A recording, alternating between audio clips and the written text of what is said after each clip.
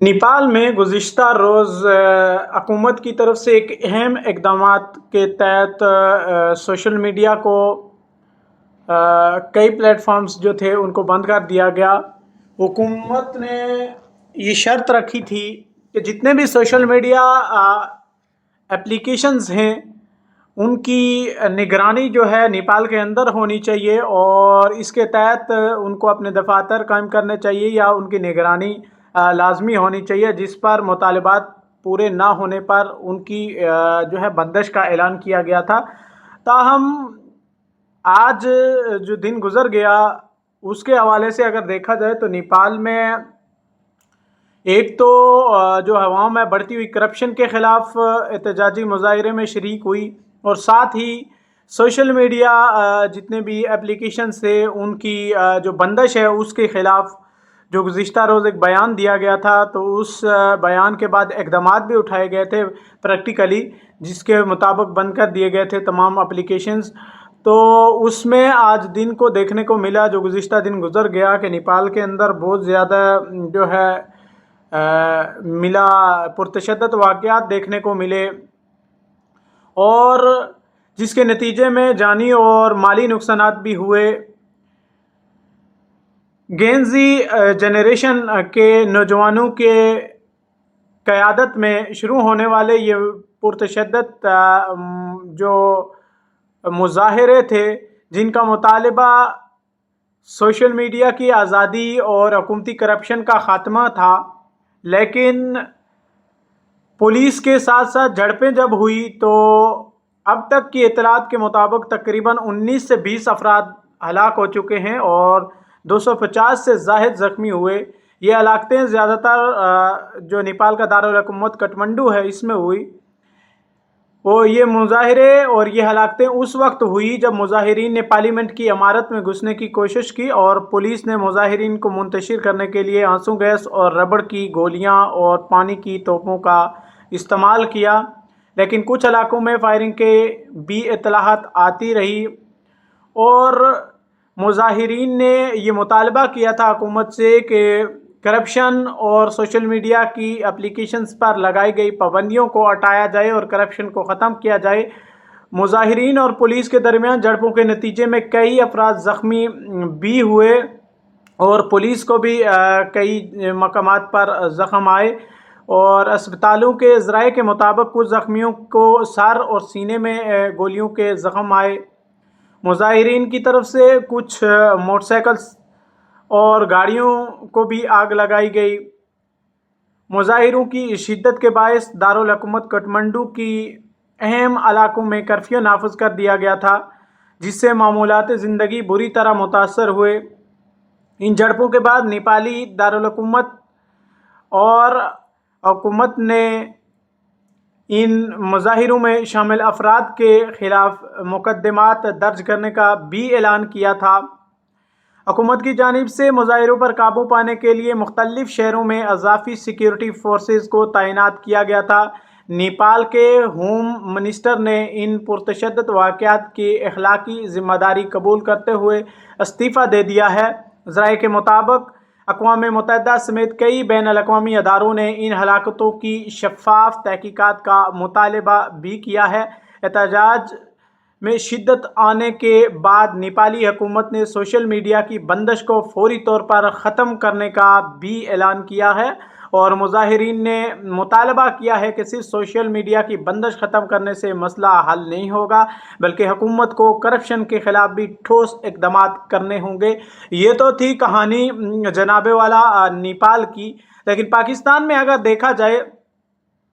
तो ऐसे ही वाक़यात जब पेश आते हैं, पुरतशद्दद वाक़यात जिसमें पुलिस की तरफ से भी लाठीचार्ज होता है, कई ज़ख्मी होते हैं, कई की दुनिया उजड़ जाती है, लेकिन सवाल ये पैदा होता है कि कोई भी वज़ीर मशीर या कोई भी जो है उस वाक़े की ज़िम्मेदार अपने आप को ठहरा कर इस्तीफ़ा दे, ये मुमकिन है नहीं। तो दूसरी जानिब अगर देखा जाए तो नेपाल में जो है मीडिया रिपोर्ट्स कर रहा है कि जो होम मिनिस्टर हैं नेपाल के, उन्होंने इस पुरतशद्दद वाक़यात की अखलाकी तौर पर ज़िम्मेदारी कबूल की है और इस्तीफ़ा भी दिया है اور اقوام متحدہ نے مکمل شفافیت کے ساتھ اس ہلاکتوں کی جو تحقیقات ہے اس کو مکمل کرنے کا بھی مطالبہ کیا ہے۔ تو کیا ایسے واقعات جو پبلکلی کسی کی جانوں کی بازی لگا کر اگر درست ہونے ہیں تو کیا حکومتیں، ادارے ان کو اس سے پہلے نہیں کر سکتے؟ چاہے وہ پاکستان ہو، بھارت ہو، نیپال ہو، کوئی بھی دنیا کا ملک ہو، جو سیاسی پارٹیاں ہوتی ہیں، جو سیاسی بیسز سورسز ہوتے ہیں، جو حکومتیں ہوتی ہیں، کیا صرف احتجاج ہی آخری جو ہے وہ سورس، ذریعہ یا اس کا آخری حل ہے؟ کیا قیمتی جانوں کا ضیاع ہی آخری حل ہے؟ ایسا نہیں، لیکن حکومتوں کو، اداروں کو، سیکیورٹی اداروں کو ان ایسے واقعات کو روکنے کے لیے سب سے پہلا جو پہیہ ہے حکومت کو مضبوط کرنا ہے، کیونکہ حکومت غلط رستوں پر ہوگی تو پھر ہر طرف تباہی۔ اور دوسری بات کہ نیپال کی جانب سے جو مطالبہ کیا گیا تھا بین الاقوامی تمام جتنے بھی نیوز اپلیکیشنز ہیں جو نیوز سے ریلیٹڈ ہوں یا چاہے کسی بھی اور ادارے سے ریلیٹڈ، ان سے یہ مطالبہ کیا گیا تھا کہ وہاں پر وہ اپنا دفاتر قائم کریں، اپنی مکمل جو ہے پکڑ کو مضبوط بنائیں تاکہ کوئی بھی معاملات ہوں تو فوراً ان پر حل پایا جائے، نہ کہ ایسا جس طرح پاکستان میں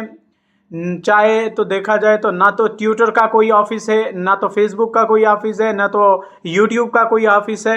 ایسی اساس اپلیکیشنیں کہ جن کی جو ہے تحقیقات اور ان کا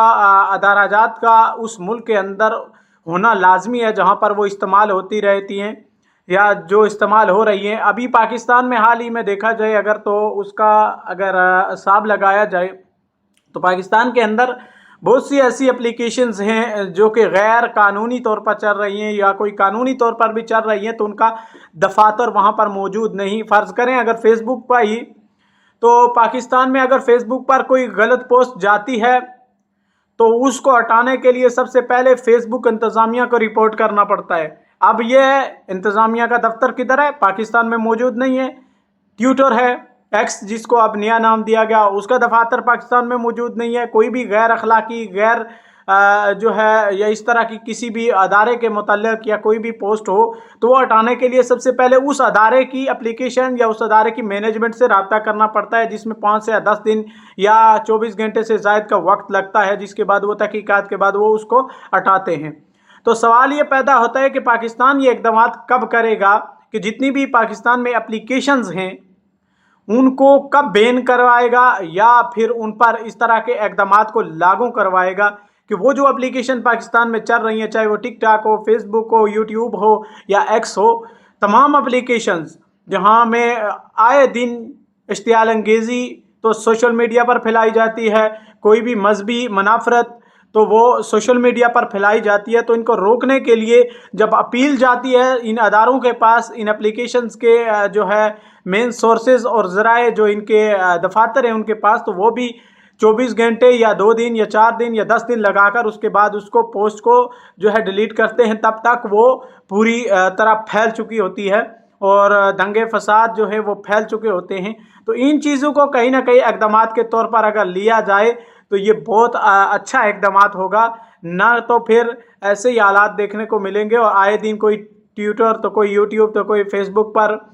دنگے فساد اور مذہبی منافرت اور فرقہ وارانہ پوسٹیں یا سیکیورٹی اداروں کے متعلق غلط معلومات یا اس طرح کی ایجنسیز سے معلومات دوسرے ایجنسیز تک پہنچاتا رہے گا جب تک گرفت مضبوط نہیں ہوگی۔ تو نیپال کی جانب سے جو یہ اقدامات اٹھایا گیا تھا یہ درست تھا، لیکن پبلکلی جو اس کا ری ایکشن دیکھا گیا تو وہ بھی کچھ حد تک غلط تھا۔ لیکن اگر اس کو اس بات پر دیکھا جائے تو وہ حکومت کی ذمہ داری تھی کہ ان دفاتر کو وہاں پر قائم کرتی اور وہاں پر قائم کرنے کے بعد یا اگر ان کے مطالبات نہیں مانے جاتے تو اس کو فوراً طور پر بند کر دیتی۔ لیکن دوسری طرف جو مظاہرین تھے جنہوں نے یہ مظاہرہ کیا تھا، انہوں نے کہا تھا اپنے اس اعلامیے میں کہ حکومت اپلیکیشنز کو بحال کرنے یا اس کو بند کرنے سے یہ پرتشدد واقعات جو ابھی حکومت نے اس میں مداخلت کی ہے اداروں نے، تو وہ رکیں گے نہیں، بلکہ کرپشن کو بھی روکنا ہوگا، جس کی وجہ سے بری طرح نوجوان بالخصوص متاثر ہو رہے ہیں۔ اور جین زی جنریشن زی جس کو نام دیا گیا تھا، اس کے نوجوانوں کی قیادت میں شروع ہونے والے یہ مطالبات اور یہ جو احتجاجی مظاہرے تھے، یہ اب ایک سنگین رخ اختیار کر گئے ہیں۔ لیکن جتنی ہلاکتیں ہوئی اس کے بعد ہوم منسٹر نے جو استعفیٰ دیا، تو کچھ حد تک جو حالات معمول پر آئے ہیں، لیکن کرفیو نافذ کیا گیا ہے۔